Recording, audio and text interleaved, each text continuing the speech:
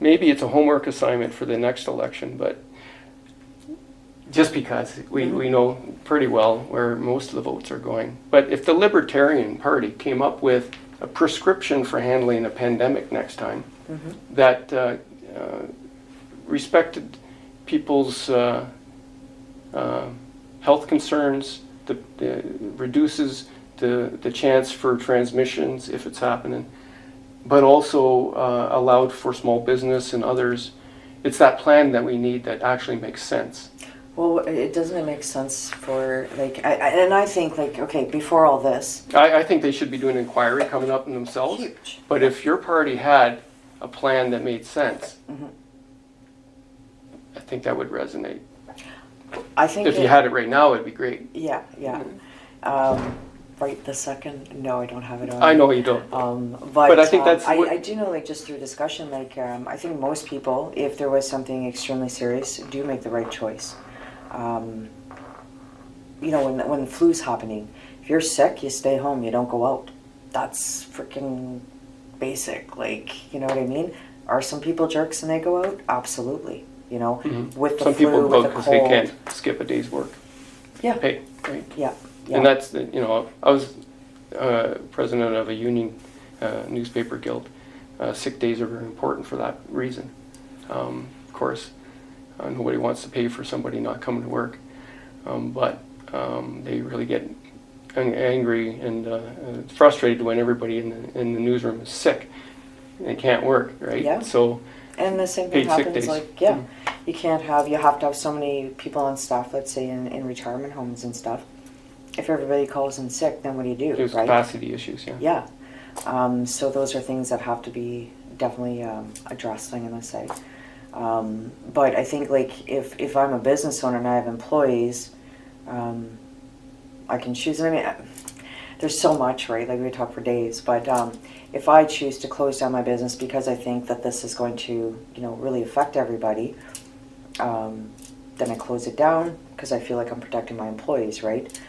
Now, if there's extensive or extended lockdowns and stuff like that, and I have no ability to pay my employees, now the government's coming in saying, oh, we're going to pay them with this. If I say, you know what, like, I think if people are healthy and they do some things, and I think this is whatever, and you know, my employees feel like they're okay to work, they're healthy, they want to work, you know, they work. Most people, I'm going to say, most people are very considerate of others. They do want to do the right thing. They do want to, you know, not make other people sick. And then there's always a few jerks, right, that are gonna do things. Rules are for people that don't follow common sense. Well, you see stupid things like, you know, keep out of children on knives, or, you know, like translation issues too. But I'm like, do they have to put those warnings, like to not put the toaster in water? Like, you know, I don't know. It seems like common sense, right? Required for, but insurance companies, yeah. So I mean, like, just the catering to the stupidity, I think, has gone kind of far. But that's a whole other discussion too, I guess. Well, maybe sometime we'll have another discussion, and that'd be good. maybe even post the election and talk about issues that are more within our control. And that would be some of the work that you do. Yeah.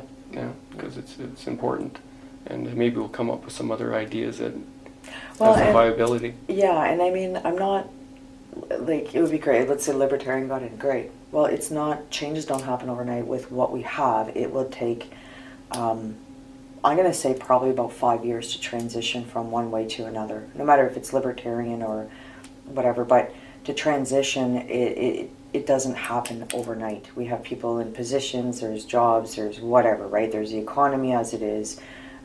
Some changes can maybe be made faster than others, but some things would take some time, because you don't want to, it's like going to electric cars. You can't just tell everybody, okay, you can't buy gas now, right? There's got to be a transition period. So those things have to be taken into consideration too. Yeah. There's a lot of issues. There's a lot of issues, yeah. And I think well, it's good that you're getting involved and making an attempt to at least have that discussion and Yeah. make people aware of the alternative perspectives. Well, I congratulate I'm you on not a that. politician, right? Yeah, no. I'm like, I've sat on some committees and some boards, and that's great, and that's, you know, Mhm. small and whatever. But right now, like, I do think a lot of our fundamental rights have been violated. I think they're just continuing to violate them more and more. I think there's top-end heavy institutions that needs to be reversed, right? The people need to come first. The money has to flow more to the services and the people. We should be keeping more tax dollars in our pockets. We are taxed, like extremely taxed, and it's very frustrating. I mean, the price of gas, the price of food right now is just driving people into starvation, right? So there's a lot of things that I think are wrong. Do I have the answer for everything? No, but I just want people to start thinking a little bit differently. Start thinking outside the box, because this is where the box has gotten us. You know, per capita debt, it's crazy what we're at right now. Oh, are we in debt? Oh yeah, just a tiny bit, eh? You know, even little things like having you go into Parliament and you watch them ask questions, and I'm like, answer the question. Answer the question the first time it's asked, because when you don't and you say all kinds of mumbo jumbo around it, it just shows your contempt towards the people of Canada. You know, it really does. It speaks very big about who you are as a person and how you see us. When you're wasting time, you're wasting taxpayer dollars to not answer a question that's been asked of you. Just answer the question, right?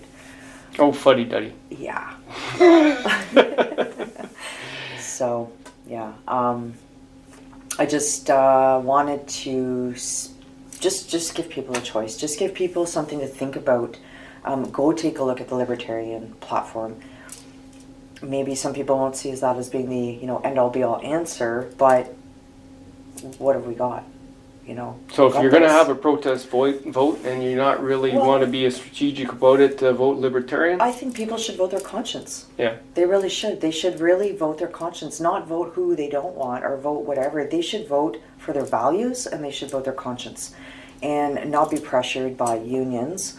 I was talking to somebody, they said, our union or whatever sent out an email saying, vote this way. And I'm like, really? Because they should be telling everybody to vote their conscience, I think. I don't think unions groups. should be as political as they are. No, they shouldn't be. But I wouldn't think it's out of their realm to let their membership know what different parties might do that would affect them. Mm-hmm. But unions have become way too political. Yep. And entrenched, and it's divisive, and I don't think it's good for the union movement. Mm-hmm. I think a lot more people would understand the benefits of unions if they didn't have that very strict and entrenched politicalization. Yeah. I agree with you there. Yeah. And I just think people should vote their conscience. Whether, it's for whatever party. I think that they should really take a look at the platforms, really see where it resonates with them, and vote their conscience. But they can always do that, right? Because it's a secret ballot. It's a secret ballot, yeah. It doesn't matter who's telling you what. No. You're the one making the X. Yeah. So you got to take responsibility for that. Yeah. And it's funny because you do talk to people, well, what about this? Well, my family's always voted that way, so that's why I vote. Do you understand the platform? No. So that's on them. Legacy votes. Legacy votes, yeah. But really, people do have the right. That's why I said that a vote's a consequence, right? It's either you've done a good job or you've done a bad job.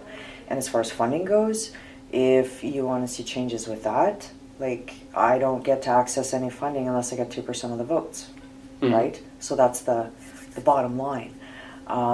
Would I love 2% of the votes? Absolutely. Would I love more? Absolutely. It would be nice to be able to access some funding, even though the Libertarians don't, like the way the voting system is. This is the arena we have to play in for right now, until it is changed. There needs to be a little bit of a bar. You have to earn a little bit. Is it 2%? I don't know. You don't want people just creating parties to get funding. No. So there's got to be some level, but if you keep it up and show your viability as providing alternatives in an organized fashion with a plan that seems achievable, I think you'll gain some traction. Yeah. 100%. hope It's a so. long game. Okay? Yep. Well, thank you very much. Well, thank you very much. Really appreciate it. I appreciate it.